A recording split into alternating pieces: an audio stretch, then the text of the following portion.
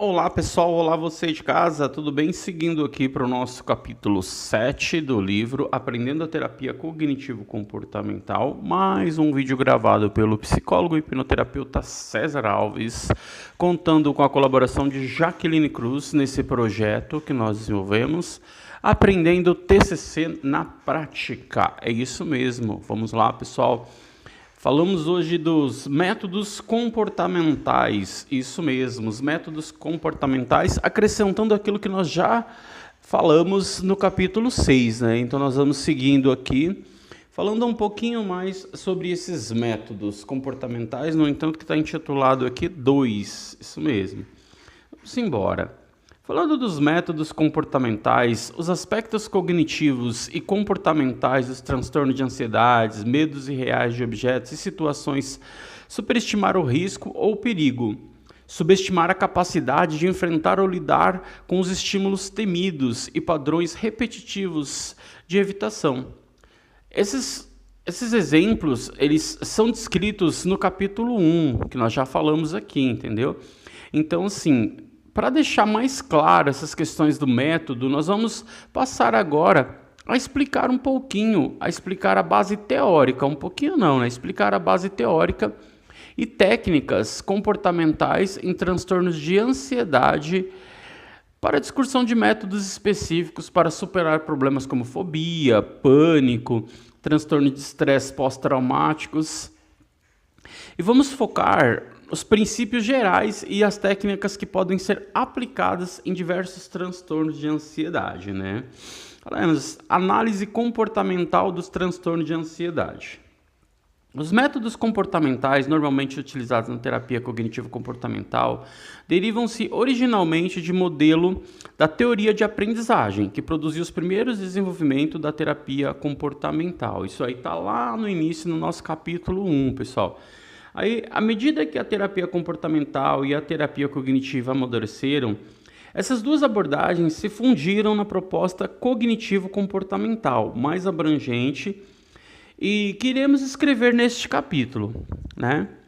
Para explicar o raciocínio lógico para os métodos comportamentais para a ansiedade, vamos detalhar rapidamente os conceitos da teoria da aprendizagem, né? Como ela funciona. Isso é fundamental que a gente entenda para a gente saber como essa teoria funciona, até mesmo para a gente melhorar os nossos atendimentos, né? Pacientes com transtorno de ansiedade normalmente relatam experiências subjetivas intensas de medos acompanhadas de sintomas físicos de excitação psíquica quando expostas a um estímulo ameaçador. Por exemplo, uma pessoa com fobia de altura estiver enfrentando a perspectiva de subir em uma escada alta. Ela pode ter pensamentos automáticos provocadores de medos, por exemplo, vou desmaiar, vou cair, não aguento isso, tenho que descer já. Além de emoções intensa e ativação fisiológica, por exemplo, ansiedade, coração disparado, acelerada, suor frio. Isso, na teoria da aprendizagem, o objeto ou circunstância temida é o estímulo. E a reação de ansiedade evocada pelo estímulo é a resposta. Então, estímulo é igual a resposta. É isso aí, pessoal. Seguindo aqui, tem aqui o esqueminha, né, que eu coloquei. Estímulo original. O que levou a pessoa a ter medo, a gente vai chamar aí de estímulo não condicionado, né? O estímulo original que levou a pessoa a ter medo, chamado de estímulo não condicionado. Exemplo. Estímulos não condicionados são lugares onde a pessoa teve um ataque de pânico pela primeira vez, os eventos traumáticos como um assalto, um acidente grave, ou as pessoas que a magoaram ou lhe causaram angústia. E seguimos aí com a resposta original de medo ao estímulo condicionado, é chamada de resposta não condicionada. Aí tem a resposta original, né? Coisas que lembram o paciente, esses estímulos podem ser evocados a resposta de medo. E aí sabemos que o termo generalização de estímulos para descrever o desencadeamento de ansiedade por essas lembranças associadas na linguagem da teoria de aprendizagem, essas lembranças são chamadas de estímulos condicionados e a ansiedade evocadas por eles, respostas condicionadas. Cada vez que o estímulo condicionado se apresenta, ocorre a resposta condicionada, né? que aí a gente sabe. Em pessoas com transtorno de ansiedade, a resposta condicionada e fisiológica aos estímulos temidos normalmente são aversivas, que aquelas que sofrem farão de tudo o que for necessário para evitar passar por essas situações. Então, por exemplo, se a pessoa sofreu uma resposta lá, se a pessoa sofre de fobia social, vamos usar como exemplo, né? E aí ela vai fugir desses eventos que causam nela aquele estímulo e aquela resposta condicionada. Então ela vai acabar fugindo disso, que é a evitação. Ela vai evitar se deparar com esses estímulos.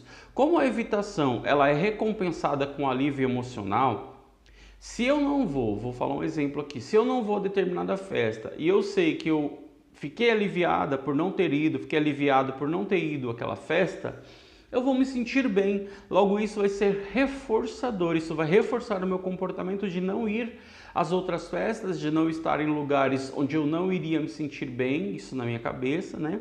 Então você acaba evitando. Então a gente sabe que a evitação ela é recompensada com alívio emocional. É mais provável que o comportamento evitativo ocorra novamente quando a pessoa for confrontada com a mesma circunstância ou circunstância semelhante, né? Exemplo que eu citei da fobia social, ir a uma festa, não ir de imediato, a sua ansiedade vai ser reforçada. Na próxima vez que receber o convite para um evento social, a pessoa provavelmente continuará seguindo o mesmo padrão. E isso vai se reforçando, se reforçando. Cada vez que ela evita uma situação social, seu comportamento fóbico e suas cognições disfuncionais sofrem o desempenho. São ainda mais reforçados se seus sintomas se tornarem mais profundos, intrincados, ou seja, aquele exemplo que eu sempre cito. A pessoa vai se trancando, não sai ali, não sai aqui, daqui a pouco, sem ao menos perceber, ela já está totalmente absorta dentro de si mesmo, né? Então, uma visão, né? Vou passar uma visão geral aqui dos métodos de tratamentos comportamentais, né? Sabemos aí que na teoria da aprendizagem, esse processo é chamado de desparamento, de estímulo-resposta. A evitação reduz o medo evocado pelo estímulo em curto prazo, mas não desfaz a conexão entre estímulo não condicionado, estímulo condicionado, resposta não condicionada e resposta condicionada. Para romper essa conexão, a evitação deve ser substituída por um comportamento mais adequado. Sabemos aí o que seria um comportamento mais adequado do que o da evitação. Aí vai várias técnicas que a gente já falou aí, né, pessoal? A gente pode fazer aproximação sucessiva, a gente pode, de repente, fazer aquele apresentação no imaginário, apresentação em vivo, e aos poucos a gente vai trazendo essa pessoa novamente para lidar com essas respostas não condicionadas, com esses estímulos não condicionados, de certa forma breve, claro, para ela não sofrer nenhuma recaída nesses momentos e tá acompanhando o tempo todo, né? Então, acompanhando essa pessoa em terapia e claramente, né, passar com o psiquiatra também, para essa pessoa estar medicada. Rompendo a conexão estímulo-resposta, né? Os procedimentos gerais mais comumente utilizados para desfazer o pareamento estímulo não condicionado e estímulo condicionado, respostas não condicionadas e respostas condicionadas. São inibição recíproca e exposição. A inibição recíproca é definida como um processo de redução da excitação emocional, ao ajudar o paciente a vivenciar uma emoção positiva ou saudável que se contrapõe às respostas disfóricas. O método habitual de implementação da inibição recíproca é induzir um estado de profundo relaxamento da musculatura voluntária, produzindo assim um estado de calma altamente incompatível com ansiedade ou excitação. Quando a pessoa fica profundamente relaxada na presença de um estímulo temido, o estímulo e a resposta pode ser despareado. Quando esse método é praticado regularmente, o poder do estímulo de evocar o medo e a evitação pode diminuir e até mesmo vir a ser eliminado, né? Então, a gente faz essa seguinte questão. A exposição produz dispareamento. Da conexão estímulo-resposta de maneira diferente, como uma estratégia de enfrentamento. A exposição tem os efeitos opostos da evitação. Se uma pessoa se expuser intencionalmente ao estímulo provocador de medo, ela provavelmente sentirá medo, né? No entanto, o medo geralmente tem tempo limitado, pois a excitação fisiológica não pode ser mantida em um estado elevado indefinidamente.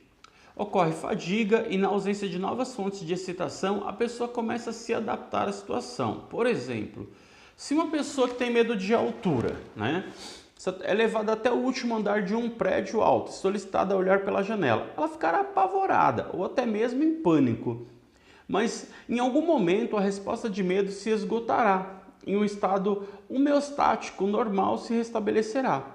Com essa repetição de exposição, a resposta fisiológica à situação temida deve diminuir. Ela vai se diminuindo, que a pessoa vai concluir, né, que o estímulo pode ser enfrentado e controlado. E a técnica de reestruturação cognitiva pode ajudar no processo de despareamento da resposta e do medo de estímulo ameaçador. Ela vai facilitar o relaxamento e vai promover o envolvimento de interações baseadas na exposição. Lembra que eu falei, né? A exposição ela pode ser tanto em vivo quanto, né, imaginário, quanto no consultório. Mais à frente a gente vai falar bastante dessa questão, pessoal. Um outro método de reestruturação, assim, quando a gente fala de reestruturação cognitiva, que pode ajudar a desparear a resposta de ansiedade de seus estímulos, é a descatastrofização, uma técnica que ajuda o paciente, né, a avaliar sistematicamente a probabilidade de um resultado catastrófico ocorrer ao se expor ao estímulo. E a gente pode até fazer aquela pergunta, né, que foi falado aí outras vezes: o que de pior pode acontecer? O que de pior poderá acontecer? E assim vai. Desenvolver um plano para reduzir a probabilidade de que tal resultado ocorra. Criar uma estratégia para enfrentar a catástrofe, caso ela ocorra. Olha que bacana. E isso é um plano que você pode até mesmo criar, né, com o próprio paciente aí dentro do consultório, estimulando ele trazer essas respostas e faça perguntas em relação a isso. Qual a probabilidade de esse resultado catastrófico ocorrer? Desenvolver um plano. Vamos reduzir a probabilidade de que esse resultado ocorra. E criar uma estratégia para, se caso acontecer. Isso é muito bacana, pessoal. Esse método de reestruturação é muito bacana. Vou finalizar esse vídeo por aqui, já está um pouquinho longo. Nos vemos daqui a pouquinho no nosso próximo vídeo.